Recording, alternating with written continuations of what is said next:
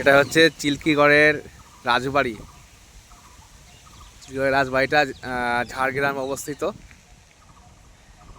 চিল্কিগড় আমরা ইতিহাসেও পড়েছি এবং অনেক বইয়েও পাওয়া যায়। এই রাজবাড়িটা এলাকাটা অনেক বড়, পুরোনো গাছ আছে এখানে। গাছটা মনে হচ্ছে এটা অশ্বত্থ গাছ, বহু পুরোনো গাছ দেখে মনে হচ্ছে। এই হচ্ছে গেট, এই গেট দিয়ে প্রবেশ করেছি আমরা।